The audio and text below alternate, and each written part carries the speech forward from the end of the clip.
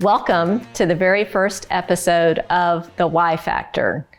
This podcast is all about women who are shaping Northeast Florida through service, leadership, and impact.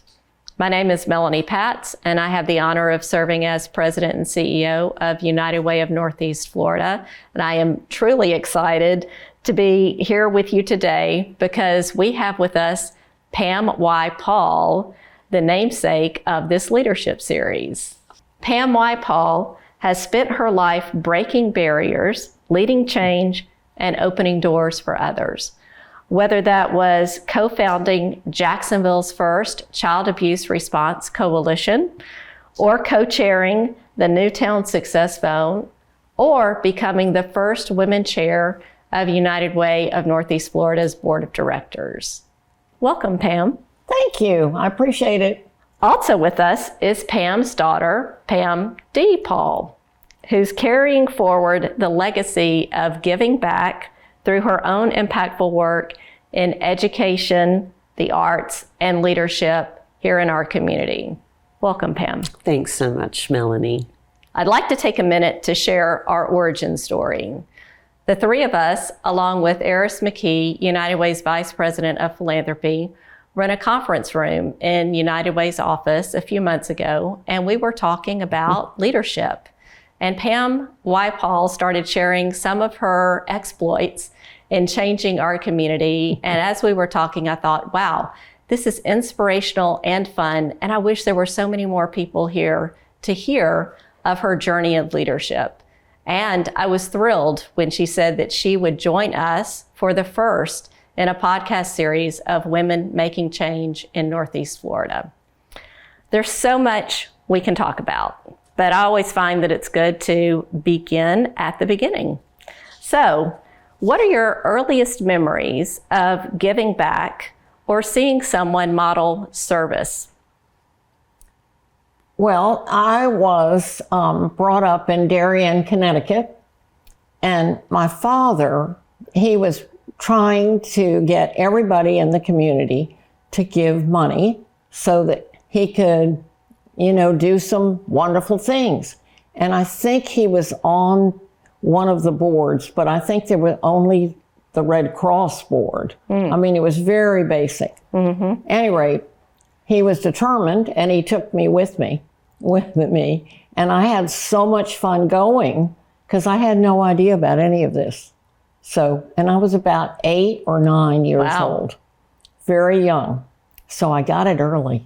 That's awesome. That is early. So y'all just went around? We went around and we talked to shop owners, of which there were very few in Darien at that point. And everybody gave a little something it was called the community chest. You remember that? I do. And then, of course, there was a big thermometer or barometer in the middle of the town, and you put up, with the good news of the day. It was great. So I do remember the community chest. That is the precursor name of United Way. That's right. So you got involved early, Pam. You were 8 or 9 years old, walking around asking people to give money to the community chest. I think my father was doing it actually, but I was his helper. I'm sure you helped a lot. I'm sure when all those shop owners saw you, they thought, oh, we must give. We've got an 8-year-old with him asking for money. It was fun. So service values are often passed down quietly, not formally. What lessons about community or leadership were modeled for you, and how have you carried that forward in your own way? I always knew that my family was doing service in some kind of way. My mother was very ill when I was growing up, but she was indebted to a hospital nearby that really saved her life. Wow. So she went on the board and she did everything she could for the Norwalk Hospital. And I kind of learned from that because it was real and it was our family. And so that's kind of, I guess, where it started. Wow. Who knows? both your mom and your dad were involved in community service. So from mother to daughter, Pam D, what have you learned about serving from your mom? Well, interestingly, we watched and I think just absorbed all the things that she was doing. And so it looked like us helping fill bags of food that you would then take us to distribute in, I think, Blodgett homes. Or there were a lot of, sort of mailings, I'm sure, sort of telling stories of the good that was happening and asking people to get involved. So we were doing a lot of licking of envelopes, putting stamps on. And so it was just something that was happening, all the time. She said, "Hey, kids, come help me get this done." And then it wasn't until later when I moved back here to Jacksonville, and I had been in a career that I hadn't loved in advertising, and I'd lived in big cities. And when I moved back, I was really eager to get involved in the community. And I had gotten I'd gotten a master's degree and had learned a lot about other countries that were solving all kinds of problems by working through families and through communities. And I thought this was all a new thing until I found out what Mom was doing on the ground in Jacksonville. And it was a completely new experience for me to see her working through United Way. We were chair of United Way at the time. And with the mayor of the city of Jacksonville, Ed Austin, to get something really big done, which was creating the original Jacksonville Children's Commission. And so I had this sort of book knowledge about, how to solve problems for families and communities. And here she was, organizing everybody, to actually do it. Yeah. And so I felt like it was just this gift and ready-made opportunity, for her to lead at the political and leadership level. And then the role that I was playing is helping to build, what the Children's Commission then became. I don't know that I totally recognized that at the time. I don't know whether you did. But looking back on it now, I mean, that's what happened. No, I think about it too. I really do think about it. It was extraordinary. Ed Austin was a wonderful mayor, and he let us run with our ideas. And the idea was to establish something for children that would say the city of Jacksonville really cares about children. So we did exactly that. And Pammy was involved with that with me. And I think luckily it survives to this day in probably much better form. But he was a wonderful mayor. And I can't say enough about him because he didn't bother with us. He just said, go do it. And that's pretty fun. That is amazing. That's really fun. It is a lot of fun. I first met you when you were working in the mayor's office. Oh. And I, at the time, was working for Hubbard House. And we came up to present our case for funding to the mayor, and you greeted us at the door. And I learned that you were working essentially for free for the city of Jacksonville to improve the community for all of us. And so that's one first. You talked about the Children's Commission. I know that there have been other firsts in your life. And so tell us, when you look around and you think, wow, no one's ever done this before, what's going through your mind? And what are you thinking about having to get right? I was very fortunate because I had a couple of cheerleaders, and they were doing some mighty big things, and they needed a woman, and there were no women around that were really involved in doing things. And I didn't know what I was doing, but when they invited me, I was determined not to fail. So I think that started me off. And some were with the chamber, some were with the mayor's office.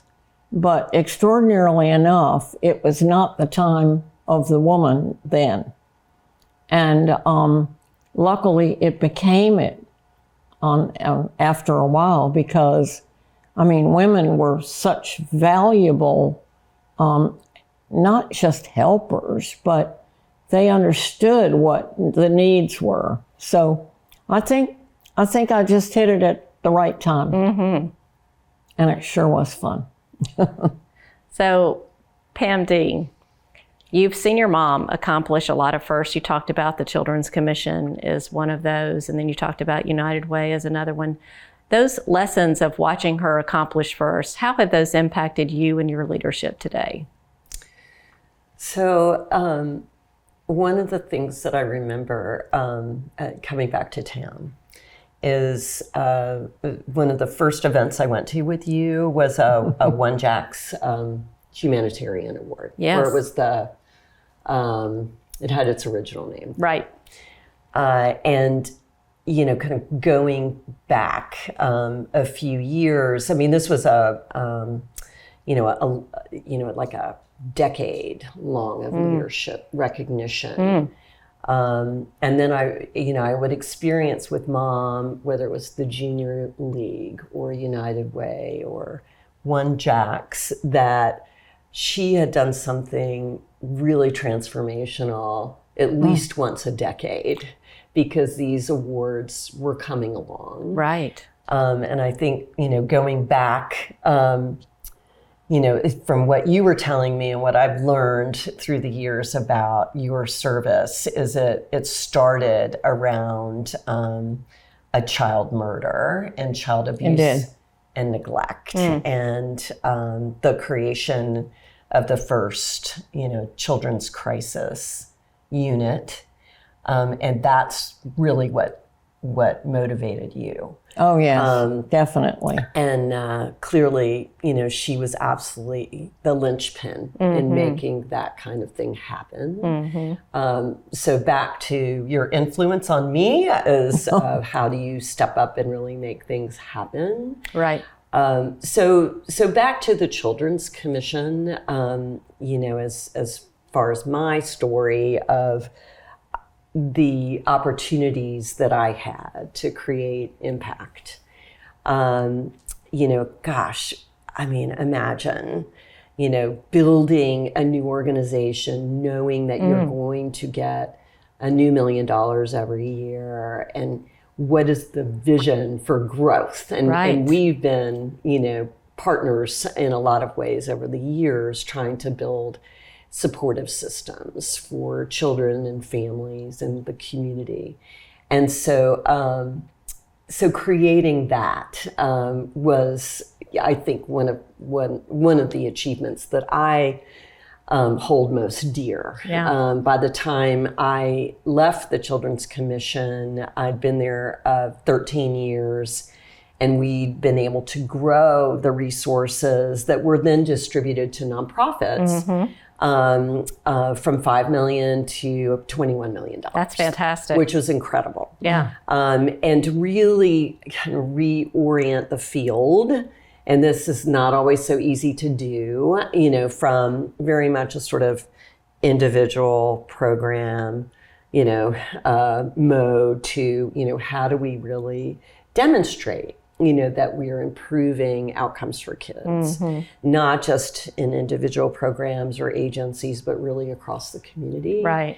And so that was all new, and it took a while to take hold, but it's very much in place today. That's right. You know, outcome-driven work, which was fantastic.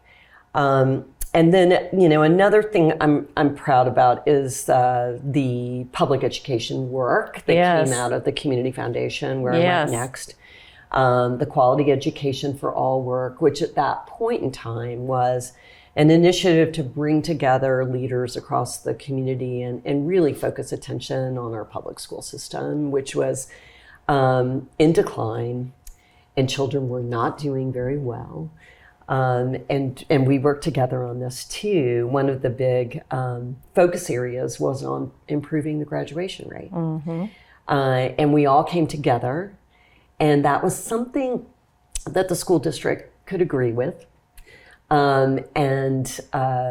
What we found was by giving them tools and mostly data to understand the kinds of things that they were doing, they thought to prepare kids, weren't actually sending kids in the right direction. So, by us all working together and United Way with Achievers for Life and the school district programs and the One by One campaign, which was going on, we all together collectively really changed, moved the needle. Yes. If you remember, the graduation rate was 55%. Very low. 55%. Yeah. A lot of this is just being aware and true. Focusing attention, because of course nobody would be happy about that. And after 5 years of collective focus on the goal, we increased it to the high 80s. I can't remember exactly what it was, 86 or 87%. And so that was amazing to be able to accomplish that.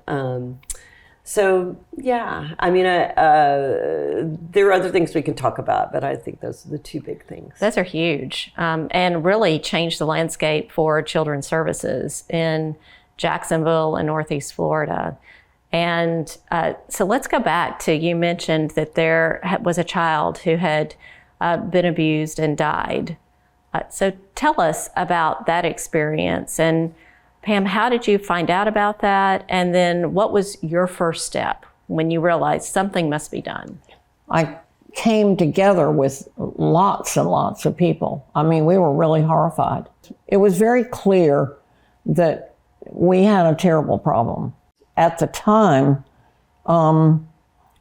had just been involved with a group of men, and we were trying to figure out more services for children. I really didn't know what to do. And they said, well, just go find some money. Go find some money. I thought, oh my Lord, how? So some kind people. We had some really wonderful people in the legislature, and some kind people said, well, why don't you go to Washington and start there? Oh, okay. Start big. Don't start small. Start big. Well, they were not interested in Washington. So I came back sort of beaten up, and somebody said, well, try the legislature. So I got myself together and I went over to the legislature and talked to them, different ones that so many kind people set me up with people that I could talk to. And yes, there was some little movement in the state around children's services and all of this. So I kind of had a group, and the group kept getting bigger and bigger. And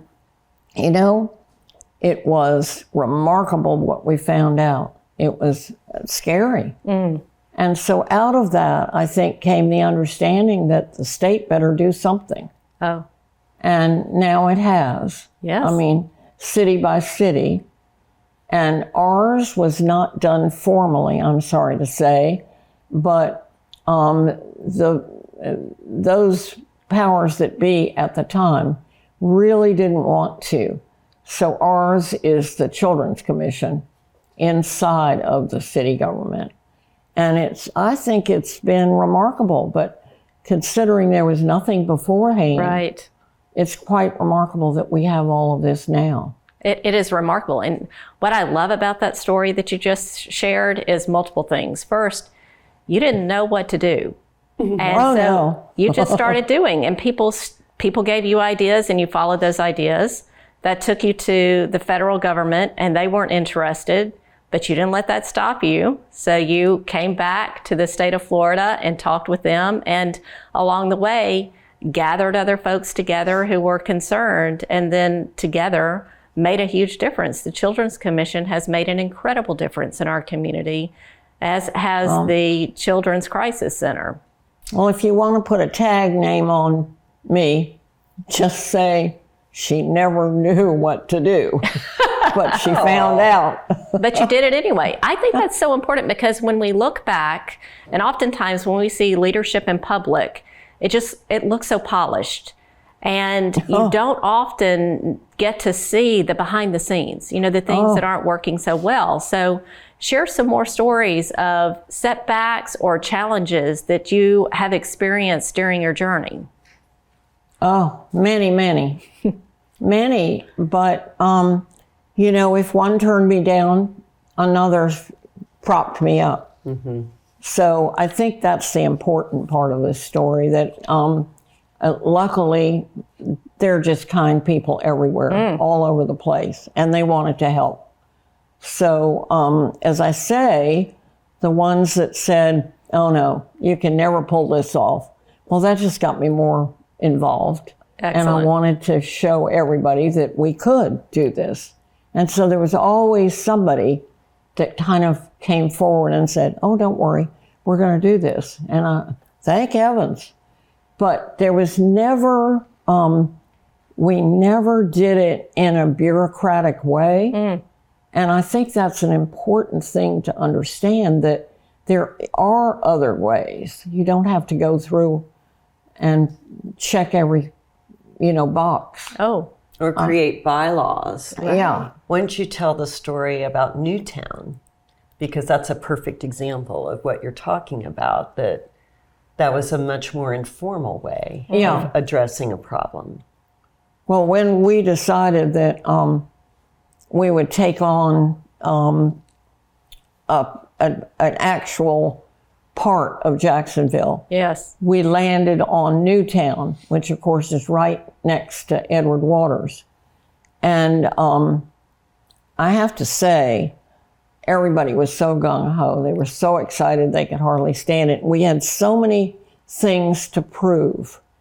And so we thought, if we could take one area and prove all of this, that it might turn into something much, much bigger. So off we went again, and Nat Glover was my pal, and he was really the leader. I just took all the orders, and it was fine. I loved that. But there were just so many fabulous people involved, and they could see that we could make a difference. Unfortunately, the sad part of the story is it collapsed in a heap at a certain point, and it all had to do with money and the fact that, we couldn't really sustain what we were doing. But we learned powerful lessons, and they've been used now. So I think that part was good. Well, and you created so much impact in the neighborhood. I mean, yes, it didn't go on, but over a 10-year period, you look at, all the housing that was built, Right. All the support systems that were developed. And what was amazing about this is 25 or 30 organizations came together. It was more than that. And pledged. Yes. It was more than that. Specific ways that they would support the community. And I think to a certain extent, a lot of that work through the individual organizations is continuing. Mm-hmm. So it's not all lost. Oh, I no. mean, it's, that's, I think, a really difficult lesson. It is. That's right. We want to build these things that will last. And, there are just all kinds of challenges to that, whether it's financial or political. And that we need to accept, that we made things a lot better for a time, and that there is a lasting impact, even if we don't see another organization, Right. that makes it well into the future. I agree. And I also love what you said. We learned a lot through that process as well, Do you ever? that we could apply to other activities, other initiatives.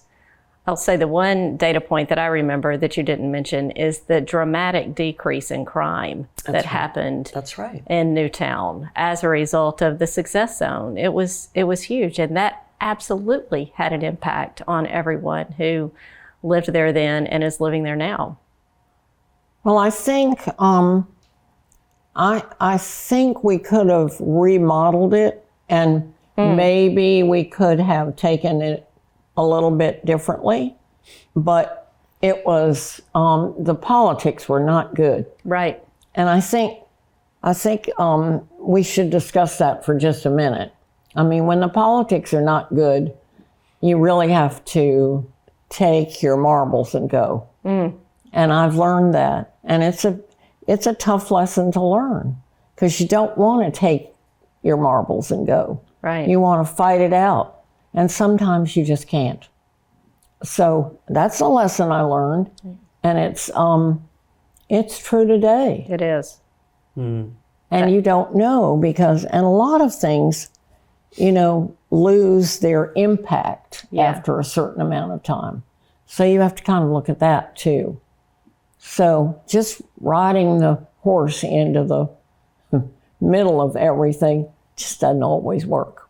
That's a great point. I'm so glad that this came up, because so often we want to focus on the things that are successful, and it doesn't always work out the way that we want it to. And there's a lot to learn from that. That's fabulous. Yeah, it's powerful. It is. Because it applies to everything, actually. And once you get it through your head that, maybe things aren't going very well, it's time to go. Right. It helps. Let's not continue trying to move forward when we're just getting over and over and over again. This is not going to move forward. I know. Yeah. You have said that serious work should still include joy. How have you both, this is a question for both of you, how have you balanced meaningful work with joy and fun and your personal lives?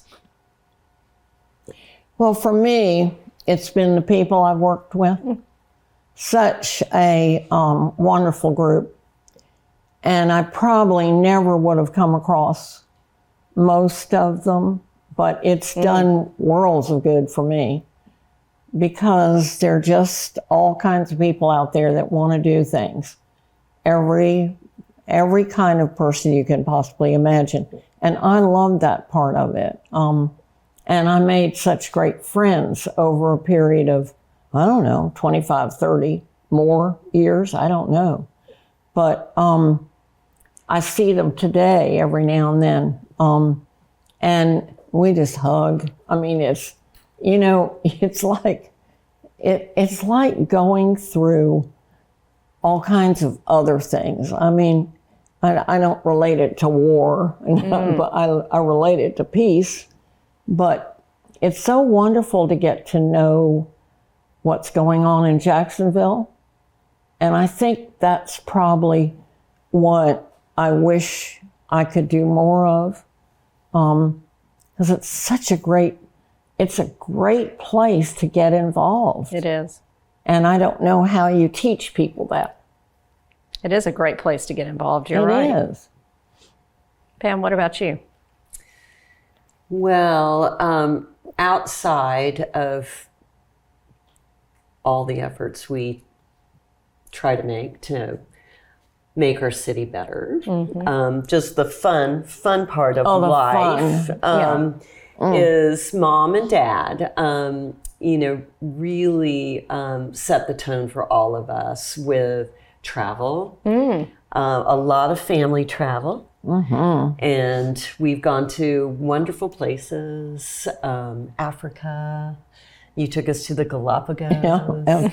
A lot of different places. And so I love travel. I know that, that Dad, when he was alive, just loved traveling. Oh, he loved it. And and you could talk about some of the places you went, but she was always planning the next trip. So I don't know how you did those sort of in between working in the mayor's office, or, starting Newtown or whatever, then like, oh, sorry, it's time to go to France. Well, the unspoken thing was I had to bring back treats. Oh, of course. So I did.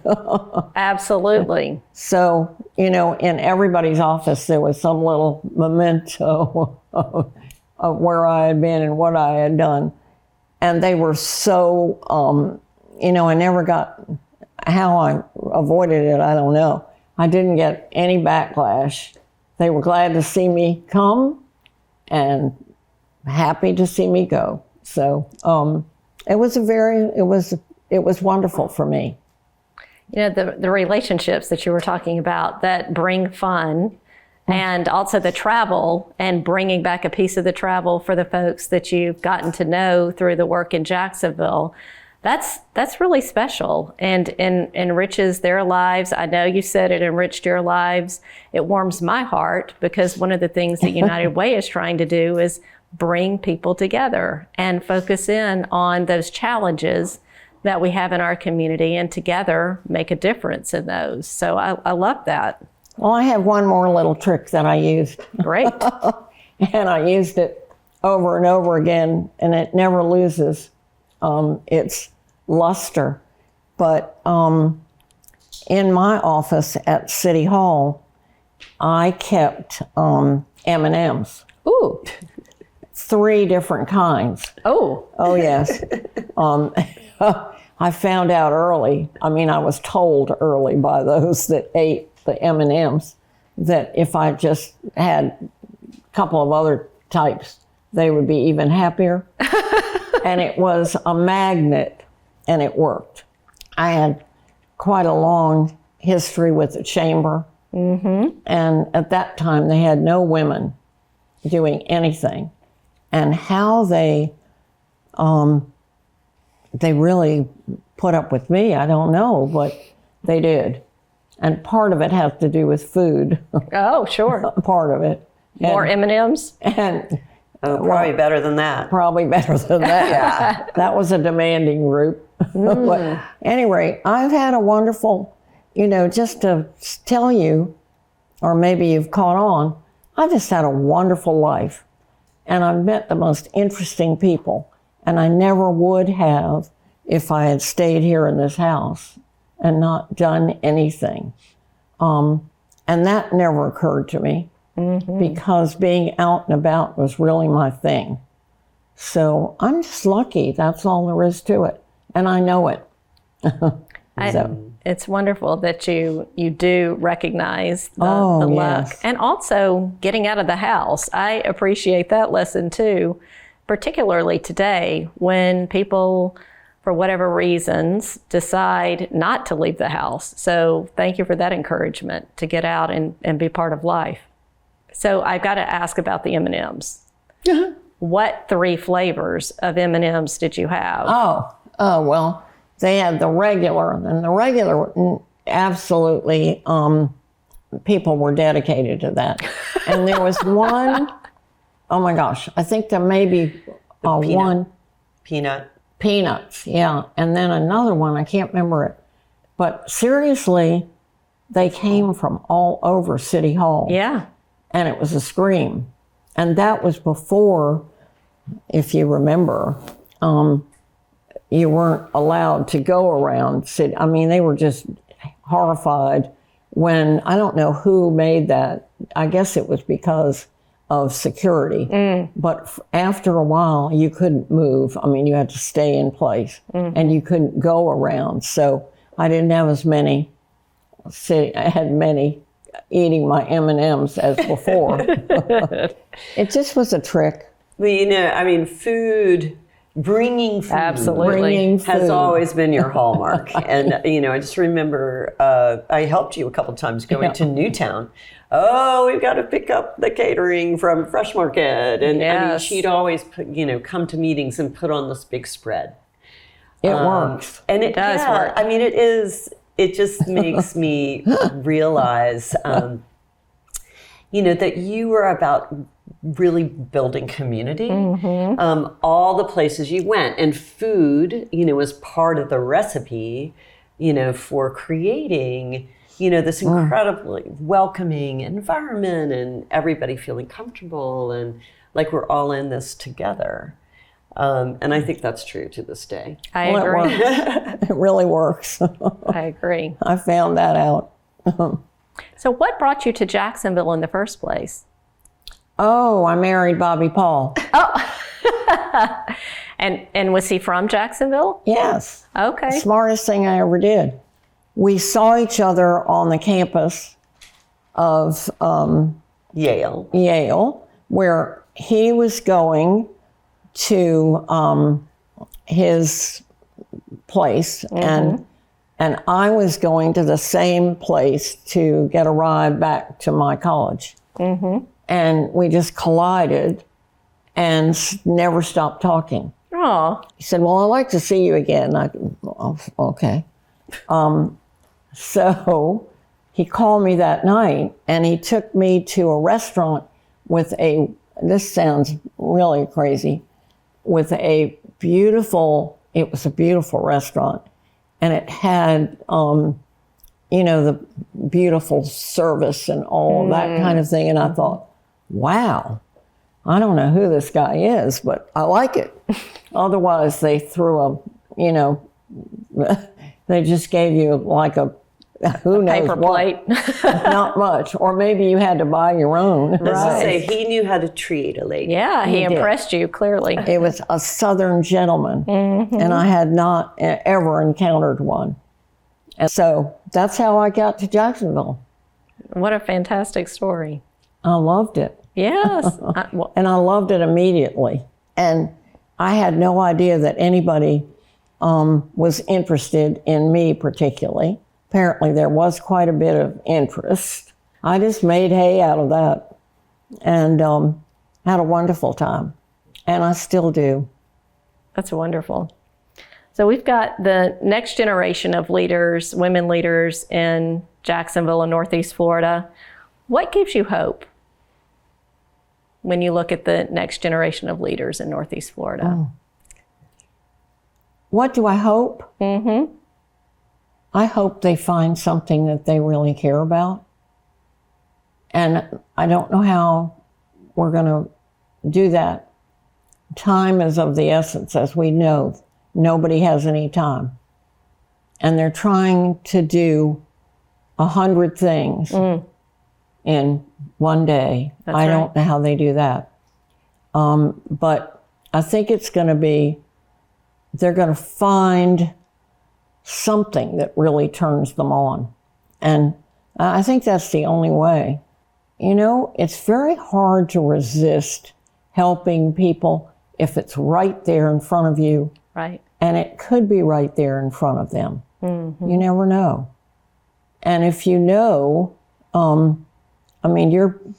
you're so clever about this. You know how to do this. And I think you've probably started doing it or done it all the way, trying to attract. And it's, the thing is that if you can find something that works, in time, and is, something that they're interested in, well, you've got it. That sounds awfully simple. It isn't simple. I'm sorry. You know what gives me hope, though, and I think you see this too. We have so many more women leaders. There are a lot of them. Right. A lot of them. A lot of younger women leaders are stepping up. And I think we've, fortunately moved away from, outdated ideas of who's ready for leadership. Right. Now, within the nonprofit sector, it's more difficult to find leaders. So I think that's provided opportunities for women to step up. But we have a woman mayor, our first woman mayor, and we have lots of women judges, a woman state attorney. and a lot more women, CEOs or in the C-suites. Right. I mean, we know we can always do better.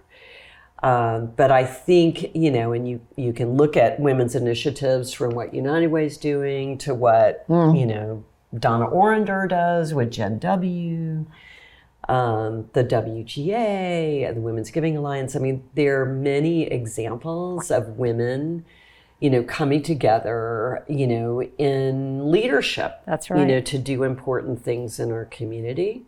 So I'm really hopeful about that. Mm-hmm. There's some areas where we're lacking women. Mm-hmm. We're back to having only 2 on the city council. Right.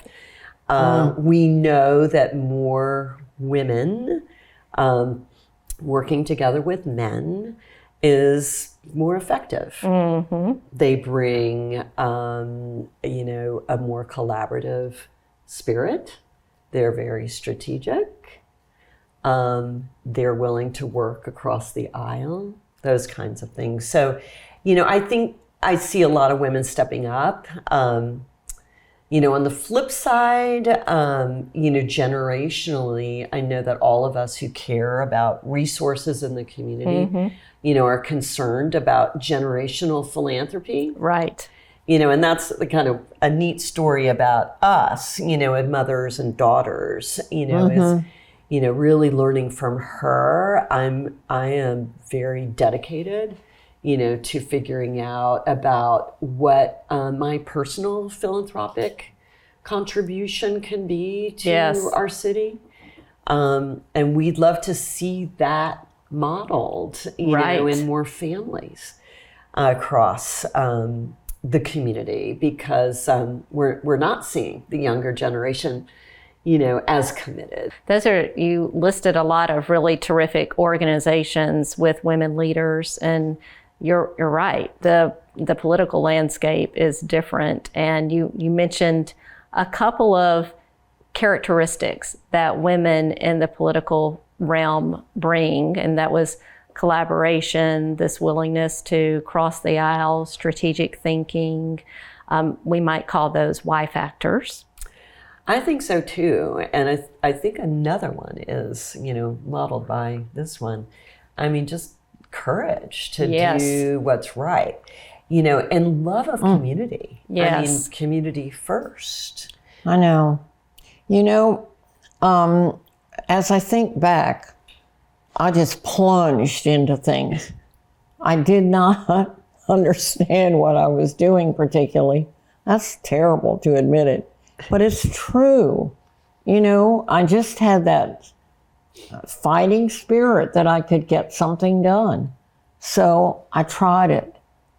And honestly, I was very fortunate. I pretty much succeeded. Mm-hmm.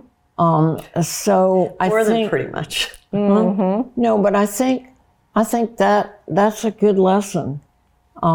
Try it. Don't hang back and think you're not qualified, or think that there's something going on that is against your principles. It's none of it. Right. None of it is. Just go. I think that's what saved me, frankly. And as I look back, I really laugh at myself, because I was fearless. Mm-hmm. And where in the world I got that fearless pill from? But I had it, and I was determined. So I think it's worth a try. And I don't know how to spread that out. I don't know how you do that, but don't hang back. That is such a great lesson. And my next question was, for women who will be watching this and want to make a difference, but don't exactly know what to do, what would be some advice? So you've said one, just try it. Just try to do something, even if you don't know if it's going to be successful. What's more advice? I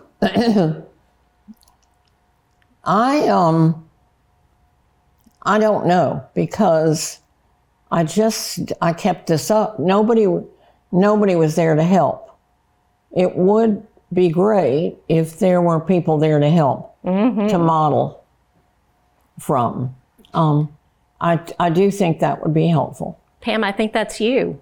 I think you are the model for people to see. And it's okay if you don't know exactly what you're doing.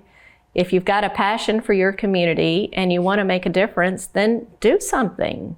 Bob Shercliffe Yes. invited me on his board when he was the chairman of the United Way. He was trying to raise the money that year. And he said, "Oh, I want you, and you're going to be in charge of, I don't know what it was, but he said, we're going to play basketball the whole time."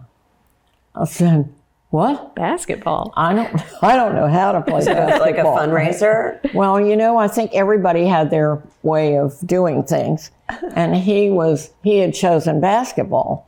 So by golly, I went out. I couldn't even throw the ball up that high. I mean, it was ridiculous. And they laughed. And I let them laugh. And then I went out and raised the money. Yeah.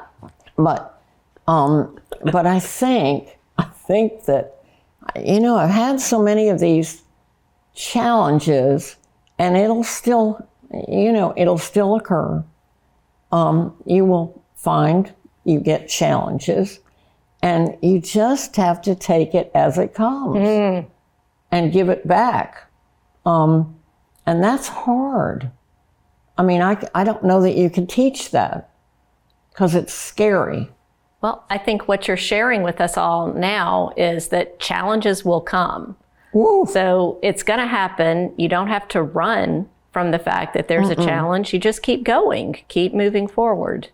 And here's the other thing. In the back of my brain was, look, I'm going to make them proud. And they're going to applaud me when this is all over. Because I've done something that they didn't think I could do. Right. And so it's the spirit of competition, I'm sorry to say. But you just don't sit back and say, "Oh, I just don't know that I can do this," and blah, blah, blah. And that's failure right there. Yeah, that's right. When you think you can't do something, or you worry about it, or you pause because you don't know exactly what to do, that can be failure. Yes. Ooh. You just have to tell yourself, try it. It isn't that bad. Good Lord, if you think I knew how to play basketball, you're crazy. I had no clue. No clue. Funny. I just wanted to add, in terms of, encouragement for women to get involved in our community, that there's so many different roles that you can play. Yes. Right? I think that's so true. we're not all, going to be the intrepid, No, I don't even think of myself. leaders of major initiatives, as this one has been. Well, That's great for us to find those leaders, but there's so much to do. That's right. And I think for just advice to anyone who's wondering, like, well, how do I get involved? How do I find my place? And I think, just start with what your interests are. What are you led to? And it might be something that's related to your family or your kids. If you're involved in education, I think it's great, to get involved in their school. Right. Get involved on the PTA. If you are ready to go bigger, look at opportunities at United Way. Or at other organizations throughout Jacksonville that, are making a difference. Take the time to learn about them. Go to some meetings. Call people up. I'm sure if somebody called you up or any of your staff members, they would be happy to meet with people. That is right. But there's so many opportunities from working, one-on-one, with children, or families as a mentor. Or if you want to get involved in funding, that you can go, I assume this is still the case at United Way. I mean, it is other places. You can be part, Absolutely. of a committee. That's right. That's reviewing requests from our nonprofit organizations. You get to go out and visit them. And then just really encouraging folks to give what they can philanthropically. I mean, we know that our funding environment has changed really quite drastically over the last recent years. It's really incumbent on us as individual donors. As we were hearkening back to the origins of United Way, called the community chest, where everyone gave a little bit. That's right. What you can. And then that gets distributed to those, who really need it. That's right. And so just a lot of encouragement around individual giving and getting involved where you're drawn, but to learn about it and then be bold, like Mom says, and jump right in. That's right. Don't let me out of here again. No telling what I would do the next time around. Can I ask you a couple of questions? Of course. What do you have for women at the United Way? I mean, do you have, is there any chance that we could rev some women up, or what could we do? Absolutely. In fact, this series is an initiative of Women United, which is, Pam was talking about everyone gives a little bit, and together that idea of collective giving, collaborative giving, started first with the community chest. And that's what Women United is all about, coming together, each one giving, and then experiencing opportunities to learn about our community, and then make decisions about what to do together to improve the community. I'm glad you asked, Pam. Well, no, I'm kind of far along in all of this, but if I can participate in some way, I'd love to. I mean, there's nothing like, it excites me. Yes. To see women that might be interested in furthering it all. I'm very pleased with some of the things that are going on. There's a lot of women involved now in the chamber. Yes, for there instance, never before. That thrills. I mean, I think when you look at the places that have women, it's pretty exciting. It's not everywhere, but it's pretty much everywhere. It's certainly different from when you got started. Oh my gosh, yes. When there weren't other women around. You were the one woman. Right. That's true. Looking around the room, you are the woman. Oh. Yeah. Well, I don't know where I must have, I don't know where I got all of that, but I thought it was fun. Because I was just, I was achieving something. So but I think in today's world, there's a woman now president of the chamber. Oh. I'm very pleased. That's right. That's happening. And I think there are going to be many, many more women. That's right.